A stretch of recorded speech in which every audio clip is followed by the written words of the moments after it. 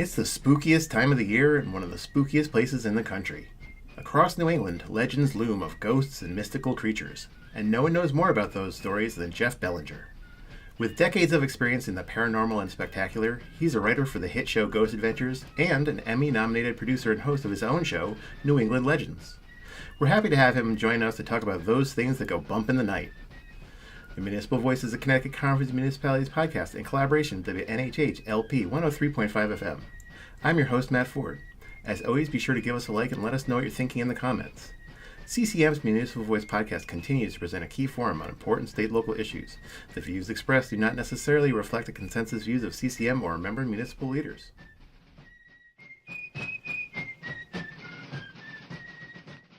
Jeff, thanks for joining us today. Thanks for having me, Matt. Good to be with you. Happy October. Good stuff going on. So, as I said, Halloween is rapidly approaching, and you are the host, writer, producer of the Emmy-nominated TV show New England Legends, as well as hosting a weekly podcast of the same name. Yep. So, obviously, we're going to talk about some spooky stuff today. Sounds good. So first off, can you let the audience at home know a little bit about you and how you got into ghost stories and legends? Was this, family pastime, or did you, see a ghost that sparked the interest? Yeah. So I was born in Massachusetts, but I grew up in Sandy Hook, Connecticut. Okay. And being an old historic town, like so many in New England, I had friends that lived in some old houses, including some that they claimed were haunted. So my buddy Dave lived down the street. His house was built in 1760. Okay. I mean, think about that. We weren't even America yet. We were still England when that house was built. And it was just one of those things like, from time to time, we see an old guy, walk down the hall and disappear. And don't tell your parents, they'll think we're crazy. Yeah. And so I thought, wow, that's intriguing.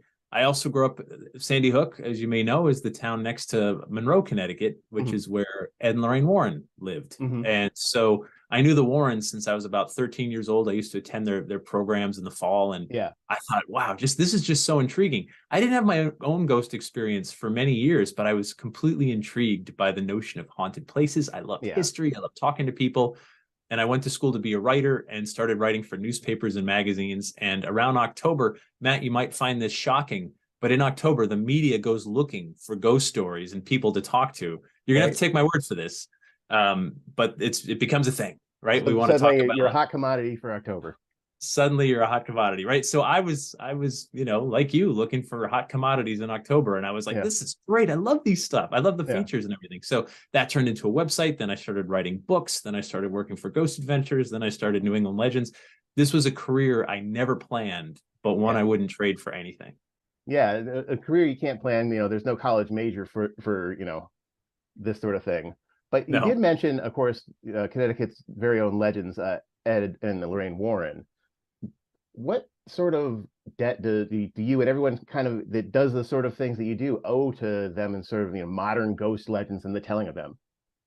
What's so intriguing about Ed and Lorraine Warren is that they're way more famous today, now that they've passed away, than they ever were when they were alive. Back then, they were very much like regional celebrities. And it's hard for us to imagine because there's so many paranormal television shows, there's so much paranormal content out there. That back then in the 70s and 80s, like ghosts were in the closet. This wasn't something obscure stuff. Yeah, absolutely. And they were doing it. They were out there giving talks at colleges and universities, and they were going on, talk shows, and they were in the media. They were putting this stuff out there and really helping to sort of pave the way to normalize talking about it. Along with others, they weren't the only ones, but absolutely, they were really at the forefront before, it became mainstream, now. And doing it at a time when, it wasn't necessarily like, oh yeah, that's a great idea for a way to earn a living or, way to tell stories or whatever. It was like, they were doing it was much more on the fringe sort of thing. Like it wasn't an easy decision. And their angle too was very Roman Catholic. And like Ed was all about like demons and vanquishing evil and all this other stuff. So he viewed himself as kind of a crusader against this stuff. And either way, very entertaining. And they got the stories out there. And now their research is being made into hit movies that we watch again and again. Now they're legends in their own right. Right. So you've been a writer on the show Ghost Adventures for 25 years now. What's it like 15 actually? 15? Oh, okay. That's all we've been around is 15. It started in 2008. So yeah. All right, I'm going to talk to my writer, but Yeah, yeah, 15 years, which is still a long time from the beginning. And then long enough certainly to have seen the rise of ghost hunting as a, you know, an activity, as a thing that goes on in this country. What has it been like to see that rise?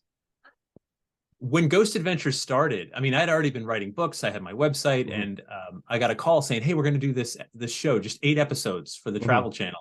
And I was like, "Oh, cool! I've written for newspapers, magazines, internet, books, television's new, so let's do this." And we did the show, and it started to air. And Travel Channel said, "We have a hit. You know, how fast can we get back to work?" And we said, "I guess tomorrow." And that was our last day off. Was 2008.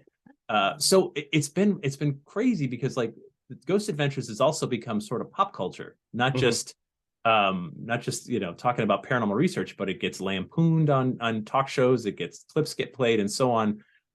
So that's been pretty amazing to see. And then all the other shows that have come and gone, you know, I mean, just dozens and dozens of them. Yeah, I mean, it's essentially a genre at this point. Absolutely. In fact, someone I know who works at the television network said, we now view paranormal the way TV views cooking shows, right? Cooking shows have been on air for 50, 60 years. They will always be on the air. They'll change different personalities, but it's here to stay. And that's how they view paranormal. And I think the reason is because we really yearn for answers. And when you're talking about the paranormal, you get to talk about the biggest questions that have ever been asked, right? Like, what happens after we die? Are we alone in the universe? Do we know every creature that walks the earth with us? And when you talk about the paranormal, you get to ponder and kick around these questions in a very safe way without talking about religion and its dogmas. I mean, if I said, "Hey, let me tell you about my religious faith," you'd squirm and you'd be like, "No, no, no, no. What are the odds we're going to agree?" Let me tell you a ghost story. Yeah, a ghost story. You'll be like, "All right, I'm listening," right? Because you could say, "Well, I don't believe," and that's fine. There's still inherent value in a ghost story, even if you don't believe in an afterlife or ghosts or otherwise. Yeah. Now, you said you were born in Massachusetts. You grew up here. Is there something particularly spooky about New England? You know, you've got 312 episodes of your podcast about New England's being spooky. Like, it doesn't seem like you're stopping anytime soon. What makes New England so spooky?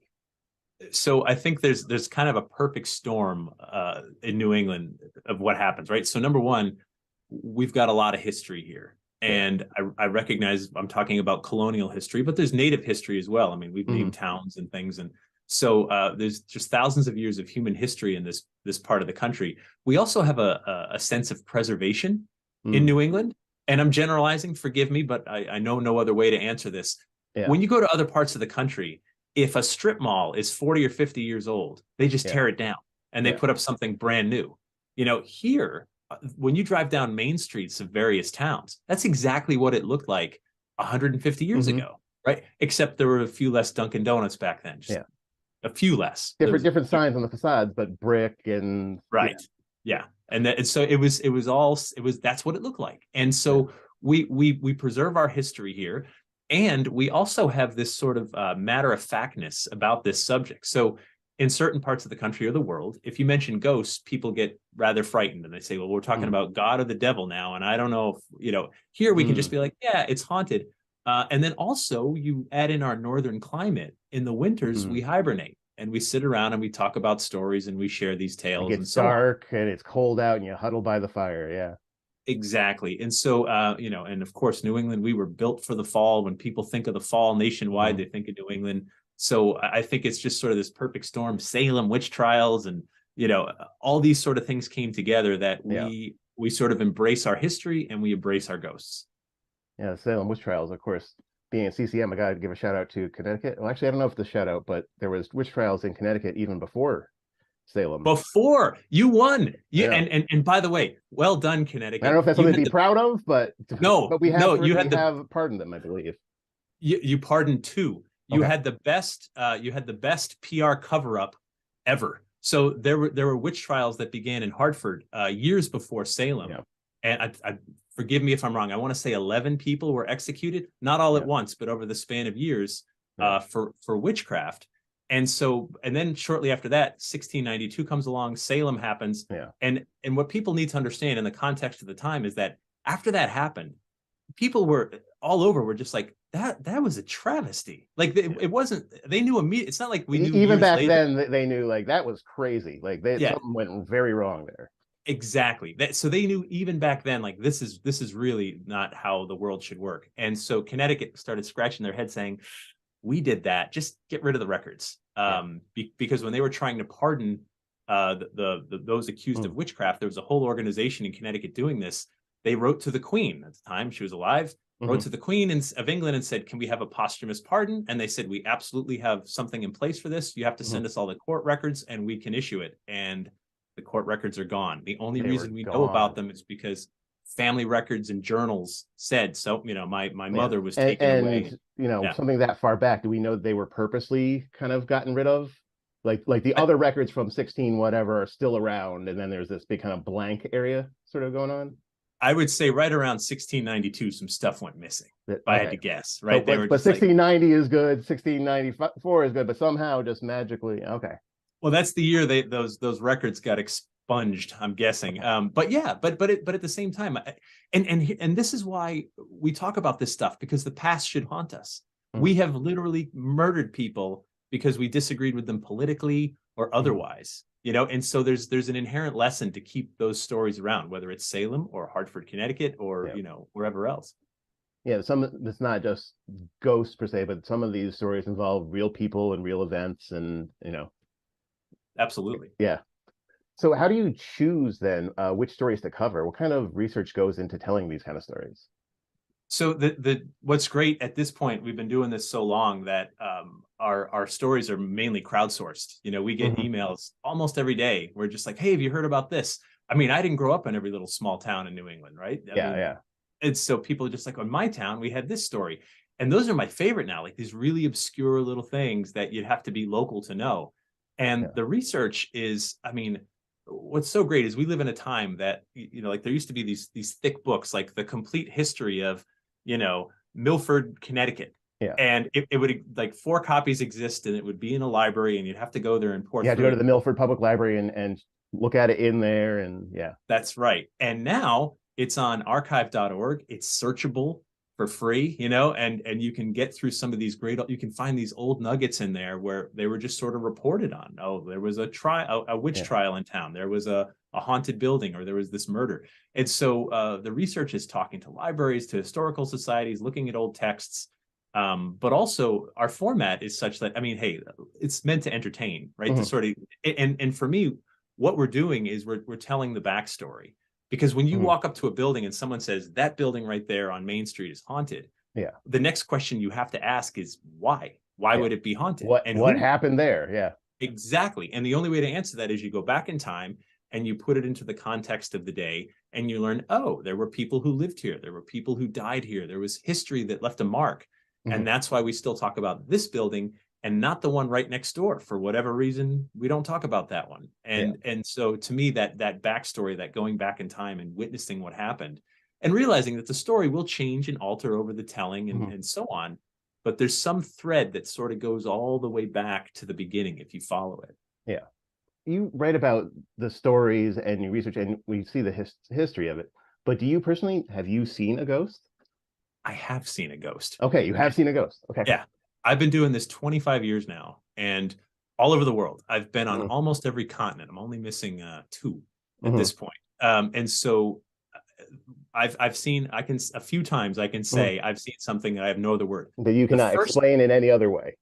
The first time it happened, I was in Paris, France, and I was in the catacombs of Paris, 30 meters below the city, surrounded by bones, completely alone. No one would go with me. And so I'm surrounded by literally millions of skeletons. And I'm walking down this long hallway, and I see this shadow the size of a man go from one side to the other and then back again. And I just sort of froze. And I said, all right, wait a minute. I know I'm alone. There's no one down here. And then I'm thinking maybe there's a side tunnel and I missed somebody, but nope, it's straight all the way. And it's one of those things where, I'd interviewed hundreds of people about their ghost experiences up to that point. Now it's thousands. But at that point, I was just like, oh, this must be what they're talking about. Yeah. I didn't ask for this. I was just standing here and this happened. And the analogy I like to use is it's like a lightning strike. I mean, you're aware that lightning strikes the earth like hundreds of times a day, just not usually right near where you're standing. Yeah. But if lightning ever does strike right near where you're standing, you will never forget it the rest of your life. Yeah. Would you have called yourself a skeptic before that moment? I'm a skeptic now. I mean, like, I mean, sure, I don't believe everything that I hear, Yeah. but I understand that there's some reason that it's around. And so I've had experiences. I believe this stuff is real beyond a story. What it is, I can't fully explain, but at the same time, I mean, yeah, you can't believe everything you hear, but at the same time, you got to ask, why do you keep hearing the same story about certain locations and certain places? Yeah, and also I wonder, is there something to the commonality that that we can look on the internet and find all these local little stories of how many of the stories sound similar and there's similar themes and ideas from people that were at the time that was happening very unconnected. Totally. I mean, Yeah. so I love the trope of unfinished business, right? I Mm-hmm. mean, the unfinished business, by the way, is always with the living, never with the Mm-hmm. dead, right? If someone's murdered, Lizzie Borden's, dad and stepmother Yeah. murdered at the Lizzie Borden house in Fall River, Massachusetts. No one was ever punished for that crime. Yeah. And the house has a haunted reputation. You could say it's the ghosts crying out for justice, sure, or maybe that's just us being really frustrated that someone killed two people and no one was punished for that. That Yeah. will haunt you, and it gnaws at you. And so that's the unfinished business. We have it. You are listening to the Municipal Voice on WNHH 103.5 FM. One of the nice stories we encountered was over the pandemic, there was a talk you gave at the Morris Public Library via Zoom, which we featured in our magazine, Connecticut Town and City. And you do talks around the country. And one of the nice things is that you really set the atmosphere, like you're telling stories around like a midnight campfire for people. Are these talks fun? How do you choose the stories to feature? How do you, cater to a location? Yeah, so the podcast has been going for 6 years now, and we haven't missed a week in 6 years, 52 a year, and so hundreds of stories have come in. And what's great is that during the pandemic, I finally had the time to take all these stories and turn them into like a visual story. And when I tell these stories, there's like a just something to look at while I sort of tell you the tale. And I finally had the time to break them all into their own sort of unit. And the analogy is this: I'm like a band that knows 300 songs, and tonight I'm going to play 10 of them. And so if you said, I need you to go on in 20 minutes, I can be ready in 20 minutes, and I can go through my 300 songs and say, where am I in Connecticut? Am I in Northeast Connecticut? Oh, I got a couple stories around here. Grab that, grab that, grab that. I'll include this one. I haven't told it in a while. This one's one of my favorites. I just enjoy telling it. Someone requested that one, and then boom, I've got 10 tales, 1 hour. And off we go. It's a set list. That's exactly what it is. It's a set list. And so, and that's what, and it's, so that was one upside of the pandemic, was I finally had the time to do all that. And and it's great. And so, so every time I give the New England Legends talk, it's different because I don't want to get bored with it either. Yeah. It just makes me wonder, do you think, have there been spooky stories that have come out of past pandemics? And, do you think there's going to be ghost stories that come out of this most recent one, or are there already? Yes, Matt. Yes. So when the pandemic hit, we started focusing a lot of our stories on vampire stories of New England. There's a bunch: Connecticut, Rhode Island, Massachusetts, Jewett City, Jewett City, the Jewett City vampires. That's exactly right. Griswold, Connecticut. Yeah. So so we started telling these stories of vampires. Vampires before Bram Stoker in the 1890s were plague victims, usually consumption, tuberculosis. And wasn't sexy guys in bow ties or sparkle vampires or No, this was walking corpses, more like our modern notion of zombies, as opposed to, but they weren't feeding on brains, they were feeding on the lifeblood, the vitality of the living. And when consumption hit, I mean, that was a huge global killer. People could die in a matter of weeks or months or years for some people. Some people lived with it the rest of their days. And, folks back then weren't stupid. They understood contagion. I mean, when a kid comes in the house with a cold, everyone in the house is going to get the cold. That's not, that's not rocket science. But when you're scared, when 2, 3, 4 members of your family die, and then 2 or 3 others are unharmed, in the house down the street, everybody died. In the house the other way, nobody died. You start looking for some order in that chaos, and you start saying, well, why am I plagued and they're not? And then someone tells you you're the victim of a vampire. And if your child is dying, if your child is sick and wasting away, and waking up with like blood on the corner of her chin and so on. And you wonder, like, is she being drained of this in the night when I'm sleeping?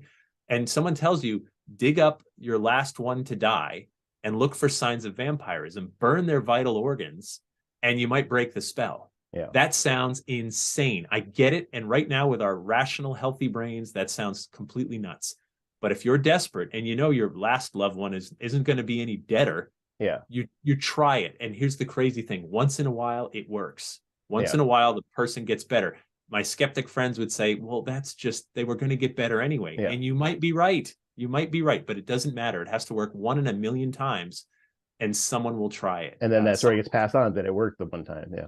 Right. When you think about how do you kill a vampire, everyone knows this one. Go, Matt, tell me. How do you kill a vampire? Modern day. Stake through the heart. Through the heart, right? Or you call Wesley Snipes. Right. Either way, right? Stake through the heart, though, is a little more common before Wesley.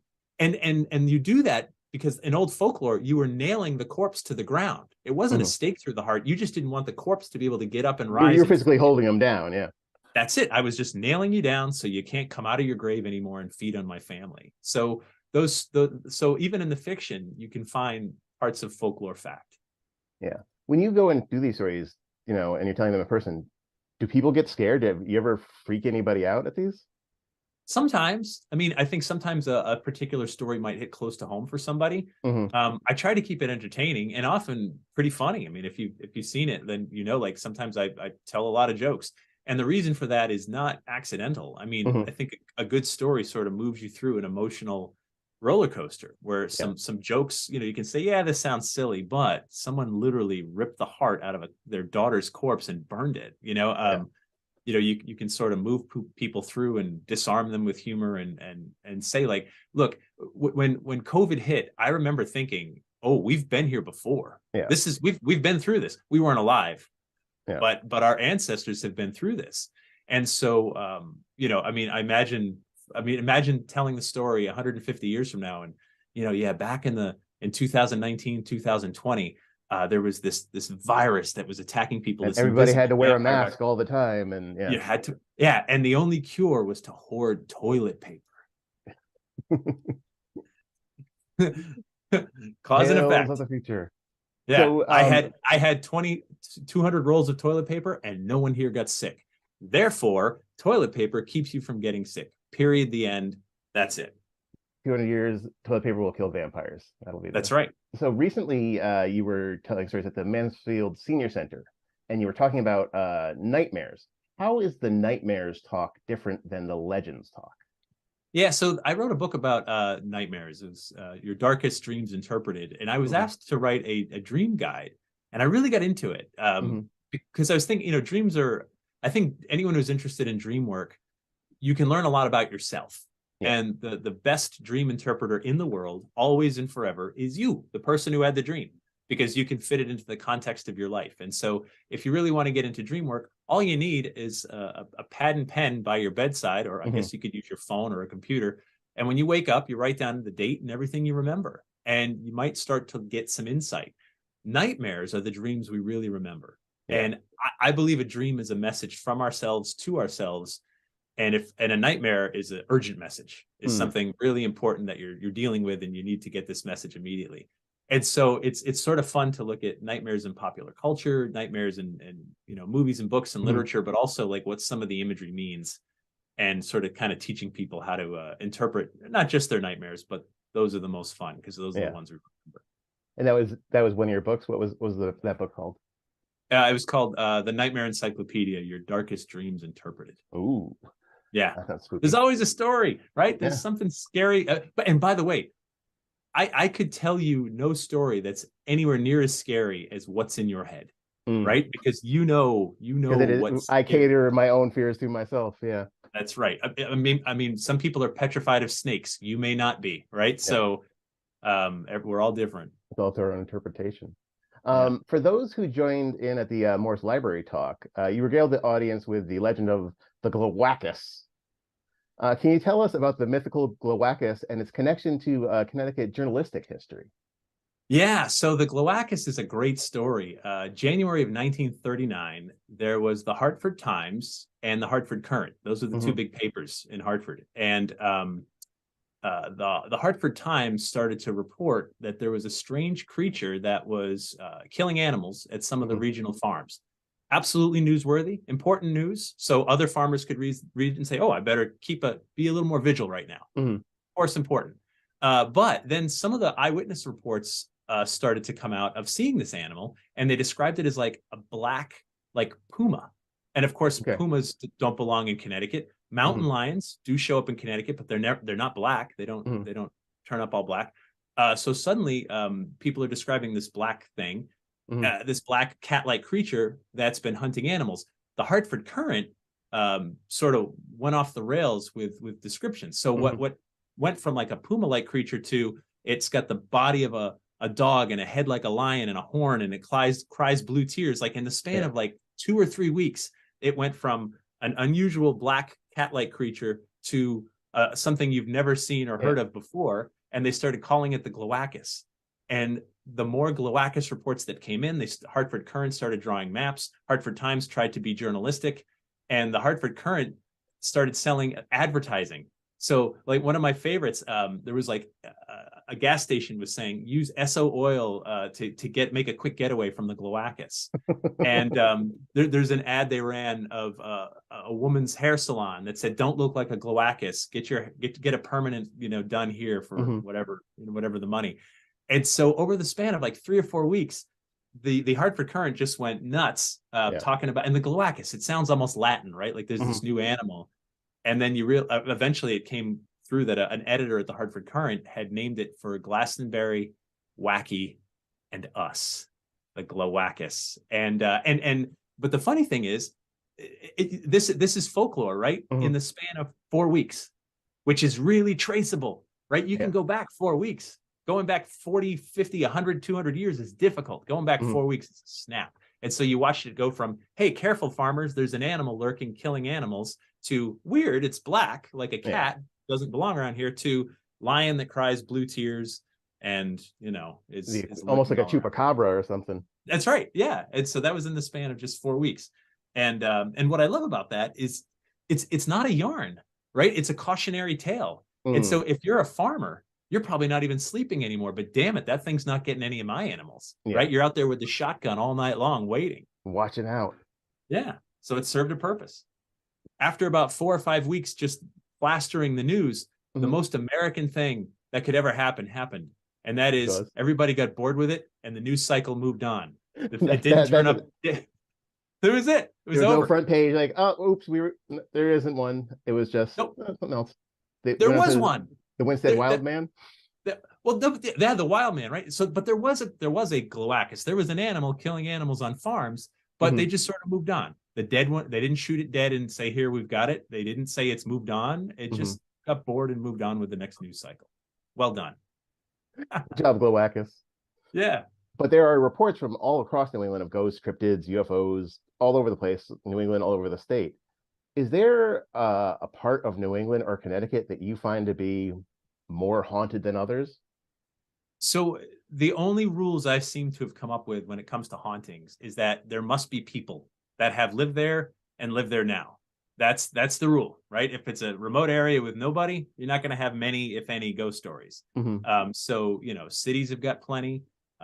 Towns have got plenty. Wherever there have been people, there are ghost stories. Whether they're memorable enough to make it to be turned into like a Hollywood movie or not, that remains to be seen. But yeah, they're all over.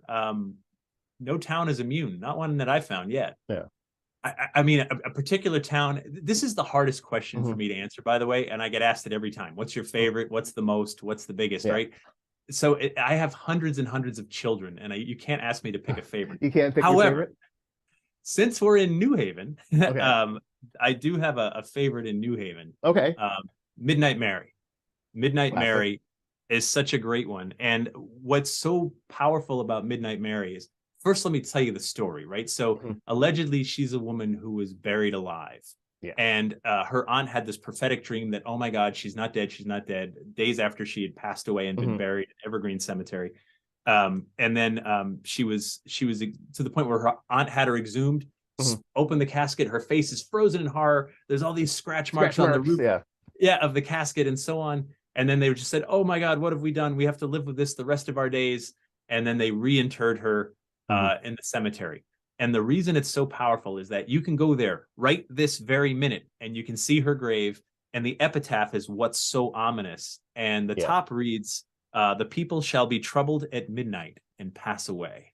So right there, we're already scared with that, even though, by the way, that's a passage from the Bible. Doesn't matter. We didn't memorize the Bible. And then the rest of the epitaph reads, I'm reading this, I didn't memorize it. At high noon, just from and about to renew her daily work in her full strength of body and mind, Mary E. Hart, having fallen prostrate, remained unconscious until she died at midnight, October 15th, 1872. And she was born December 16th, 1824, which would have made her 47 years old at the time. So she died young. The grave tells you the story. She was perfectly fine, and then she was not. And then you hear the legend of her being buried alive, which is a lot of people's worst nightmare.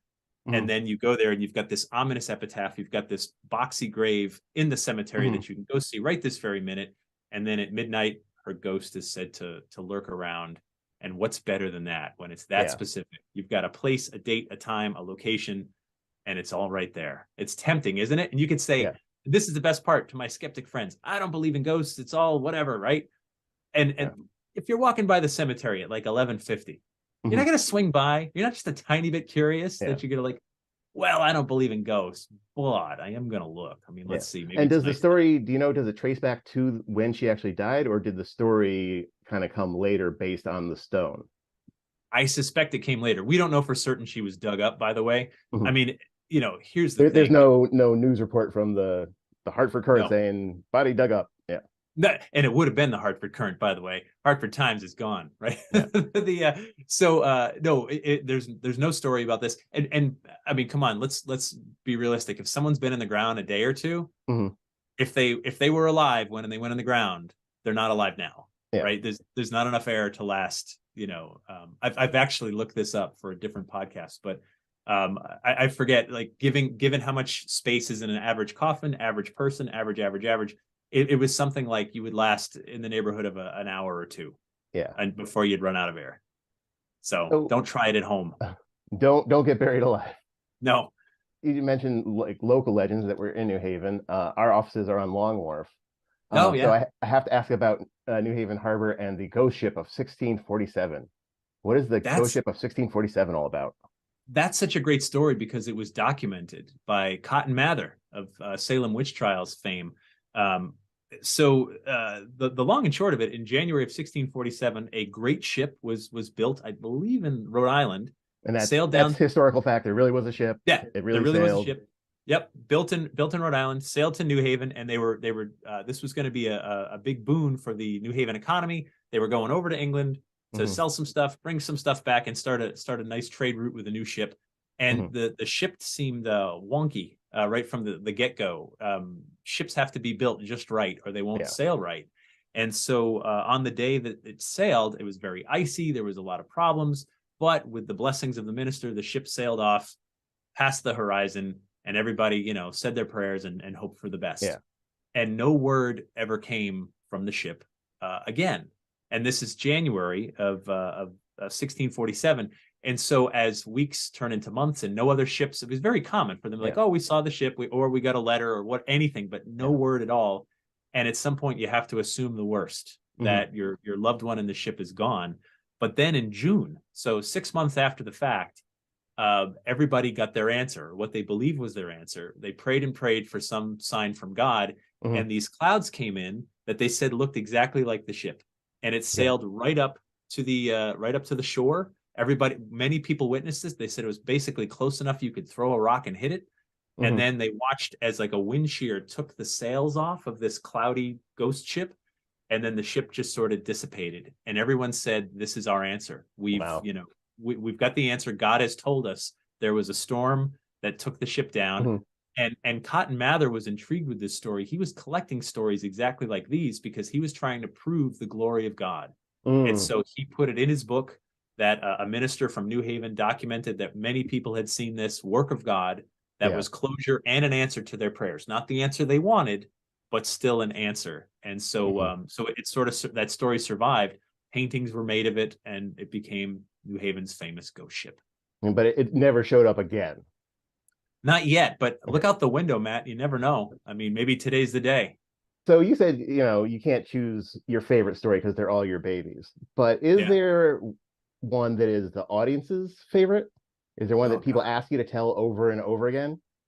I guess an audience favorite is usually whatever is risen the highest in popular culture, meaning it's been on a movie or on the television shows. So I get asked a lot about the Conjuring House now, which is in Rhode Island, in Burrillville, Rhode Island, because I live now where I live today. It's only about 30 minutes away from me, and I've been to the house many times. I know the whole. It was weird to another watch place. That it's a real place that you can actually see. Yep. Yeah, it's a real house. Looks nothing like what's in the movie, but it is a real place. And it's strange to have watched that movie. I knew everybody being portrayed in the movie. I know the whole Perrin family who lived there, and it's their story. I know Ed and Lorraine Warren. I know the people that owned it, 5 years ago. I know the people that own it now. And it's one of those things where it's haunted, but the movie is an incredible stretch of fiction. Yeah. Right. And I enjoyed the movie, but that's not a documentary. That's not what happened. Yeah. But at the same time, people think it is. And they're just like, you've been in like one of the most frightening houses on earth. And I said, and to me, I'm like, I've been in way scarier places than that. But it. And it's, I guess, again, to use the band analogy, like sometimes you play the hits, right? Because that's what they want to sing along with. So I can tell them the real story of the Conjuring House. It's been around almost 300 years. This is an old house. It's seen some stuff. It's seen families come and go. I'm sure it's haunted, but I don't think it's haunted by who or what the movie suggests it's haunted by. Hollywood doesn't always get it right. They never get it right. But at the same time, quick note on that. When you see it in the beginning of the movie, it says based on the true story. And you go, oh my gosh, this is exactly what happened. Well, based on. They take a lot of liberties. However, true hauntings to me are way more frightening than anything Hollywood dreams up, because honestly, I'm into this stuff. If I'm in a house that's literally trying to eat me and my loved ones, blood coming out of the walls and heads spinning around, I'm gone. I'm out the door. Yeah, like the horror movie would be 45 seconds long. I'd be like, nope, I'm gone. Real hauntings are subtle. Nothing happens for days, weeks, right? It's quiet. You start to calm down and think everything's okay. And then you hear someone walking in the middle of the night and you hear your door open or something. And then you're on edge again for weeks. It's way more subtle, but really way more frightening. It's just Hollywood can't figure out a way to portray that in an hour and a half movie. Yeah. So they just go at you with like nothing but stuff that would make any normal person just run away. So if the audience at home wants to hear some of these awesome stories, where can they listen to your podcast and watch your show? The podcast is available wherever you get your podcasts. We're on all the services, Spotify, Apple, Google, Amazon, and so on. The show is PBS stations, various PBS stations play it usually around October, but you can watch it if you're an Amazon Prime member. You can watch it anytime. Anytime you want on Amazon. Okay. Yeah, and it's online as well. You can visit our website, just search for New England Legends podcast or show, and you'll find us, and it's all there. And I heard talking about your website that there's a cool feature on your website, that there's a map feature on there. How does that work? Yeah, so the map was a lot of work years ago, but it's really cool now. So it's basically an interactive Google map, and if you go to the website, every single story we've ever covered becomes a pin in the map. And so if you find yourself in a certain location, you could say like, oh, I'm in northern Maine, or I'm in eastern Connecticut. You'll see all the pins of all the stories we've covered. What stories are around here? Yeah, you can click on the pin and it'll say, oh, here's the story, and you can get driving directions, because we tend to only cover stories that you can actually go there. Or at the very least, like stand on the street and observe the house from the street, but you can actually see these places or see where they were. Yeah, because you want to be encouraging people to go to someone's private property or something. Yeah. No, like, and that's and by the way, those stories that we've covered were long ago. So if you broke in, you're not going to see it today, but you can stand on the street and say, wow, that's the house where it happened. How cool. Yeah. Very cool. Well, Jeff, thanks so much for speaking with us today. It's been a real privilege, and sounds like a lot of fun. Thank you. Thanks for having me, and happy Halloween. I hope you stay safe. Will do. Bye-bye. We'd like to thank our guest, Jeff Bellinger. We'd like to thank our sponsors at Gateway Community College and Housatonic Community College. Learn more at gatewayct.edu and housatonic.edu. The Municipal Voice is a co-production by CCM and WNHH 103.5 FM. Christopher Gilson is our producer. Harry Draws is on the boards, and I'm Matt Ford, your host. Be sure to check out our Facebook page and give us a like, and watch out for our CCM chat series on our YouTube page.